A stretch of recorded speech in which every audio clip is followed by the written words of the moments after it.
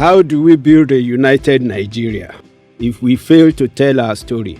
If we refuse to trace our glorious past with a view to identifying where we got it wrong, who will do it for us? There's something about memories.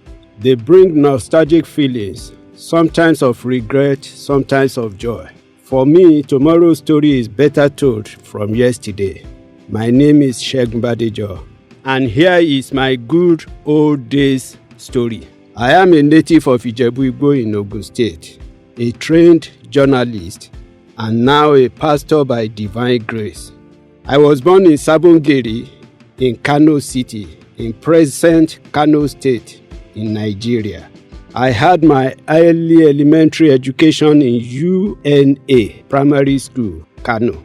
Sabongeri means allotted vast land meant for non-indigens to live in, but it was well planned and executed according to the architectural master plan for it.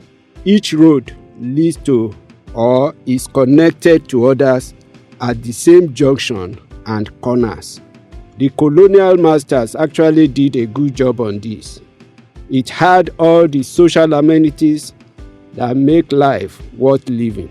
You see the hand of government reaching out to encourage people of other tribes to sojourn in the city, unlike what obtains everywhere now. What made the land unique is that it houses all ethnic and tribes in Nigeria. This becomes manifest in the names each road bears. We have names like Yoruba Road, Igbo Road, Ijebu Road, Aba Road, Onitsha Road, Niger Road, France Road, Ballad Hoods Road, and many more that I can't vividly recall now. Yes, same Kano we all talk about today. The names do not really imply that only people from such mentioned cities or tribes live on those roads. It's free for all. Sabongeri was truly cosmopolitan in nature. This was the case from the 1960s and endured even to the early 2003 when I last visited the city. The signs of neglect and imminent collapse of the structures was visible then. In the mid-70s, I was whisked down south for educational reasons. Down south in Okwawa, Ijebu-Ode, the story really changed.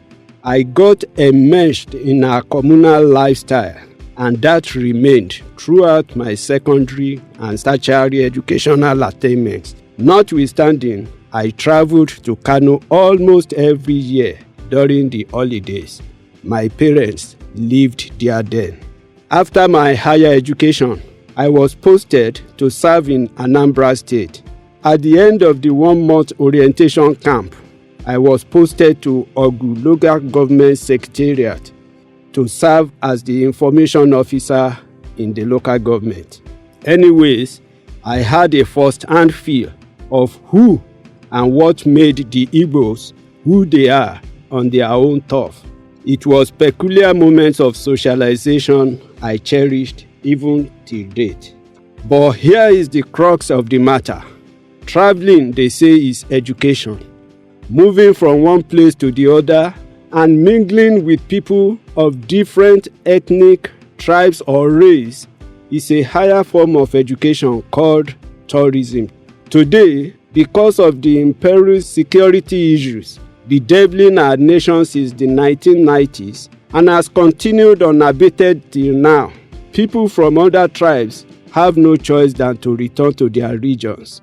Today, because of the lack of political will, the national service that our children ought to look forward to with expectations has become a thing of fearful dread. Officially now, corps members are no longer posted to some notoriously violent places all over this same country. That which was meant to unite the nation is being torn to shreds. Too bad for us indeed. My take on this is, how do we get to know each other enough to accommodate and live with each other in peace when everyone is only confined to his own God-given square? How can we be united when we do not reach out across the bridge to mingle together? How can we appreciate and assess the strength and blessings of our unity in diversity when all we do is hibernate only in our carved-out regions in Nigeria?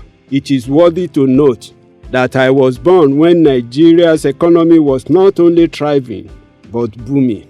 I was raised when the provision of social amenities were given priority, when leaders were committed to the true cause of nationhood, when we carried our nation's flag with pride and honor, and when we lined up on the street as students to appreciate and welcome our visiting leaders.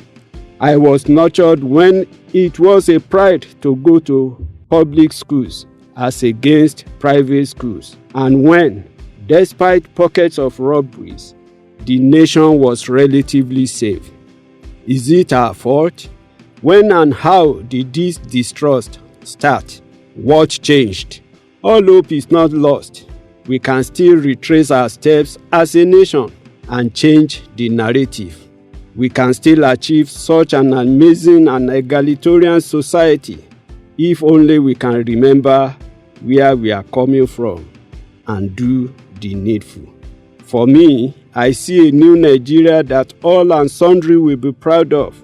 A Nigeria that will shun tribalism, embrace religious tolerance, and respect the rule of law. It is expedient to ensure that we build bridges of unity across the nation so that generations after us will embrace and live together in peace rather than as strangers. This is how to build a truly united and prosperous Nigeria. Our children certainly deserve a brighter and better tomorrow, not the memories of the good old days. This is why I joined Sege Marri BADEJO in this good old days series, preaching a collective and patriotic drive towards a greater and better tomorrow for not only our children, but for us too. Thank you, and God bless.